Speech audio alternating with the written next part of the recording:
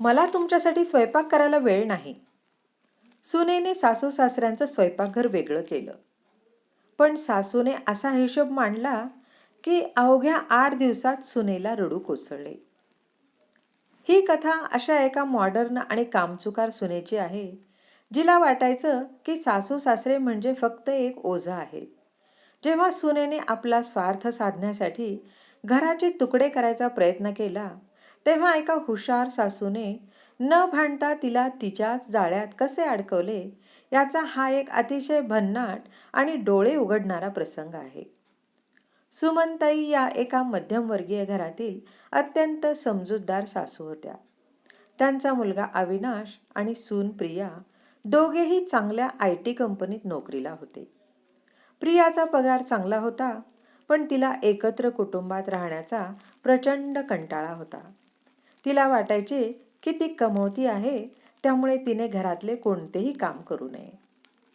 सुमनताई आणि त्यांचे पती घरातले किराणा आणण्यापासून ते स्वयंपाक, साफसफाई आणि कपड्यांपर्यंतचे सर्व काम निमूटपणे करत असत. प्रिया आणि अविनाश फक्त आयते जेवायला बसायचे. पण तरीही प्रियाला सुमनताईंच्या स्वयंपाकात सतत चुका काढायची सवय होती. तुमच्या जेवणात खूप तेल असतं, मला असं जुनाट जेवण जात नाही, असे टोमणे ती रोज मारायची. तो दिवस आणि सुनेचा माज. एक दिवस रविवारी सगळे जेवायला बसले होते. प्रियाने अचानक ताट पुढे ढकलले आणि अत्यंत फणकाऱ्याने हुकूम सोडला.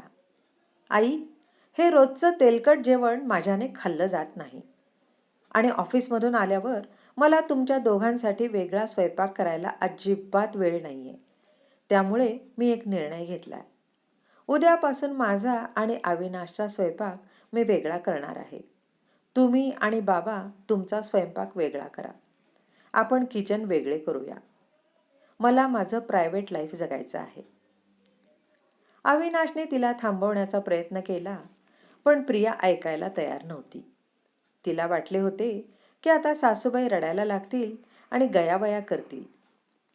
तो थरारक क्षण आणि सासूचा मास्टर स्ट्रोक. पण सुमनताई अजिबात चिडल्या नाहीत किंवा रडल्याही नाहीत.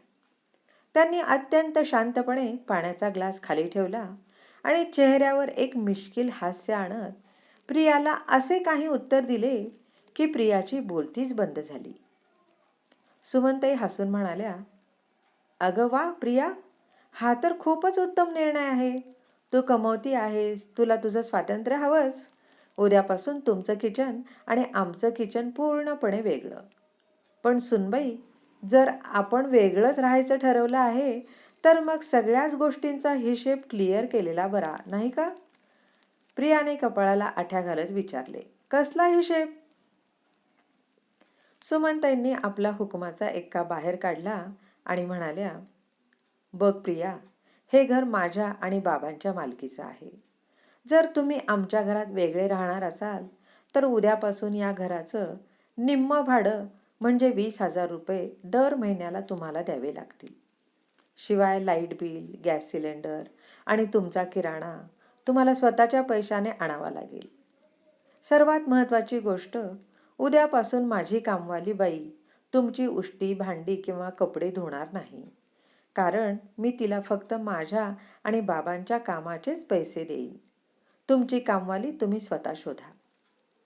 हे ऐकताच प्रियाच्या पायाखालची जमीन सरकली. तिने आजवर कधी घरातल्या बिलांचा किंवा किराणाचा विचारच केला नव्हता.